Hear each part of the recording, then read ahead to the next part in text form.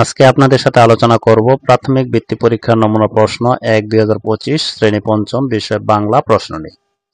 যারা পঞ্চম শ্রেণীর ছাত্রছাত্রীদের অভিভাবক আছেন এবং যারা টিচার আছেন তাদের জন্য এই প্রশ্নটি খুবই ইম্পর্টেন্ট এবং গুরুত্বপূর্ণ, কারণ এই প্রশ্নটির মাধ্যমে কিন্তু আপনারা আপনাদের ছেলেমেয়ের যে প্রাথমিক বৃত্তি পরীক্ষাটি হবে সেই বৃত্তি পরীক্ষার জন্য এই প্রশ্নটির মাধ্যমে তাদেরকে প্রিপারেশন নেওয়াতে পারবেন এবং তারা এই প্রশ্নটি যদি ভালোভাবে শেষ পর্যন্ত ভালোভাবে প্র্যাকটিস করান তাদেরকে, তাহলে তারা কিন্তু প্রাথমিক বৃত্তি পরীক্ষার সহজেই প্রশ্নগুলো আনসার করতে পারবে।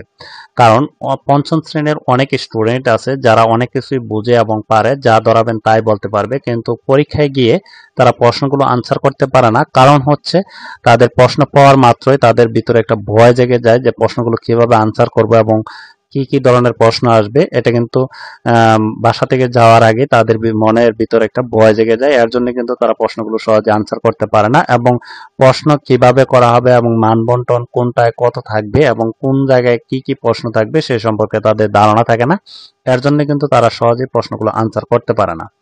যদি এই প্রশ্নটি আপনারা বাসায় নিয়ে কম্পিউটার দোকান থেকে প্রিন্ট করে বাসায় নিয়ে যদি তাদেরকে বারবার প্র্যাকটিস করান, তাহলে কিন্তু তারা সহজেই প্রশ্নগুলো আনসার করতে পারবে। আমার কাছ থেকে যারা এই প্রশ্নগুলোর পিডিএফ ফাইল অথবা এমএস ওয়ার্ড ফাইল নিতে চান, প্রত্যেকটি প্রশ্ন 30 টাকা খরচ হবে। যারা নিতে চান তারা অবশ্যই কমেন্টে যোগাযোগ করবেন, আমি হোয়াটসঅ্যাপ নাম্বার দিয়ে দেবো, সেখানে যোগাযোগের মাধ্যমে কিন্তু এই প্রশ্নগুলো পিডিএফ ফাইল অথবা এমএস ওয়ার্ড ফাইল নিয়ে কম্পিউটার দোকান থেকে প্রিন্ট করে বাসায় বারবার প্র্যাকটিস করাবেন, তাতে সহজে কিন্তু তারা বৃত্তি পরীক্ষার প্রশ্নগুলো আনসার করতে পারবে। কারণ তাদের প্রশ্ন সম্পর্কে ধারণা থাকে না যে প্রশ্নগুলো আসলে কিভাবে আনসার করব এবং কি কি ধরনের প্রশ্ন আসবে, মান বন্টন সম্পর্কে ধারণা থাকে না, এর জন্য কিন্তু তারা প্রশ্নগুলো আনসার করতে পারে না। আজকে আপনাদের সাথে প্রশ্নটি প্রথম থেকে শেষ পর্যন্ত শেয়ার করব, ধারাবাহিকভাবে প্রত্যেকটি বিষয়ে আপনাদের সাথে শেয়ার করব।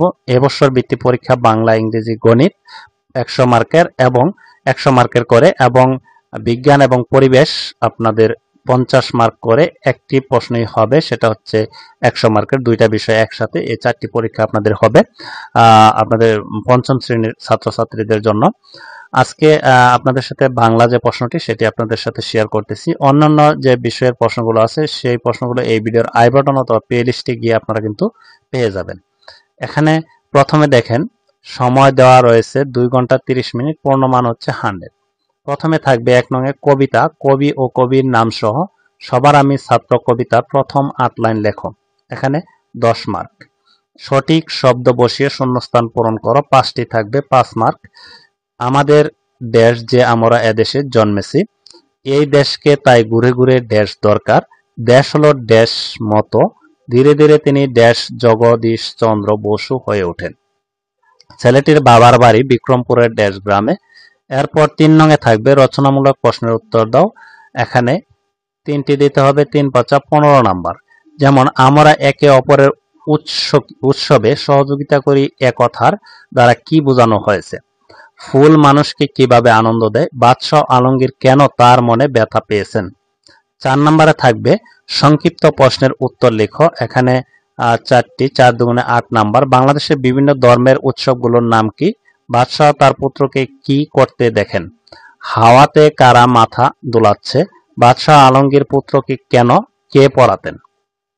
এরপর কবিতার মূল ভাব, এখানে একটি 5 নাম্বার, 5 5। শিক্ষাগুরুর মর্যাদা কবিতার মূল ভাবটি লেখো। শব্দের অর্থ লেখো, সৌভাগ্য, বৈচিত্র্য, সমকক্ষ, কোর, নিঃশ্রেষ্ঠ। এরপর 7 নাম্বার হচ্ছে শব্দ দিয়ে বাক্য গঠন করো, পার্বত্য, ভাঙালি, বাদশাহ, নিস্তার, হাসেন। ক্রিয়াপদের চলিত রূপ লেখো, তুলিয়াছে, ঘুরিতেছে, করিলে, হাসিলে, শুনিয়া। এরপর থাকবে যে প্রশ্নগুলো, সঠিক উত্তরটি উত্তরপত্রে লেখো, 5টি এমসিকিউ থাকবে, 5টি আনসার করতে হবে। এখানে রাখাইনদের উৎসব কোনটি? এখানে 4টি অপশন দেওয়া থাকবে, একটি সঠিক। যেহেতু এই প্রশ্নটি প্র্যাকটিস করার জন্য দিচ্ছি, আপনারা এগুলো প্র্যাকটিসের জন্য আপনারা প্র্যাকটিস করাবেন। এরপর 2 নংয়ে রয়েছে জগদীশ চন্দ্র বসুর বাবার বাড়ি কোথায়? এখানে 4টি অপশন, একটি সঠিক। এরপর হচ্ছে শিক্ষাগুরু মর্যাদা কবিতার বাদশাহ শিক্ষকের কাছে তার পুত্র কি শিখেনি বলে জানতে চান। এরপর অধিকারের দাবি এবং বৈষম্যের কথা বলতে গিয়ে শিক্ষার্থীর কত সালে রাস্তায় নামে? এরপর ঘাসফুল, কবিতায় ঘাসফুল ধারণ করেছে তাদের, 4টি অপশন, একটি সঠিক। নিচের অনুচ্ছেদটি 10 নং রয়েছে, নিচের অনুচ্ছেদটি পড়ে কে, কি, কোথায়, কিভাবে, কেন, কখন শব্দগুলো একবার ব্যবহার করে প্রশ্নবোধক বাক্য তৈরি করো। এখানে রয়েছে অনেক দিন আগের কথা, এক দেশে ছিল এক রাজা, রাজার একটাই পুত্র, রাজপুত্রের সঙ্গে সেই রাজ্যের রাখাল ছেলের খুব ভাব, দুই বন্ধু পরস্পরকে খুব ভালোবাসে। রাখাল মাঠে গরু চড়ায় আর রাজপুত্র গাছতলায় বসে তার জন্য অপেক্ষা করে। নিঝুম দুপুরে রাখাল বাঁশি বাজায়, রাজপুত্র তার বন্ধু রাখালের পাশে বসে সেই সুর শোনে। এরপর 11 নম্বর রয়েছে, নিচের যুক্ত বর্ণ ভেঙে লেখো এবং প্রতিটি যুক্ত বর্ণ দিয়ে শব্দ তৈরি করো। 5 5, এখানে যুক্ত বর্ণ রয়েছে। নিচের শব্দের একটি করে সমার্থক শব্দ লিখো। আকাশ, পাহাড়, তরঙ্গ, বিদ্যুৎ, ক্ষুদ্র। নিচের বাক্যগুলোকে এক কথায় প্রকাশ করো। এক দেশ থেকে অন্য দেশ, শক্তি আছে যার, বহুর মধ্যে একজন, যার করা প্রয়োজন, যে কাহিনী কল্পনা করে লেখা হয়। এই ছিল যে 5ম শ্রেণীর যে বৃত্তি পরীক্ষার প্রস্তুতিমূলক নমুনা প্রশ্ন, বাংলা প্রশ্নটি, সেটি আপনাদের সাথে শেয়ার করলাম। ধারাবাহিকভাবে সকল প্রশ্নই আপনাদের সাথে শেয়ার করব। যদি ভিডিওটি ভালো লাগে তাহলে অবশ্যই লাইক করবেন এবং কমেন্টে আপনার মতামত জানাবেন এবং আপনাদের পরিচিত যারা আছে তাদেরকে এই ভিডিওটি শেয়ার করবেন যাতে তারাও এই ভিডিওটি দেখে উপকৃত হয়। আজকের মতো ভিডিওটি এ পর্যন্তই। ভালো থাকবেন, সুস্থ থাকবেন। আল্লাহ হাফেজ।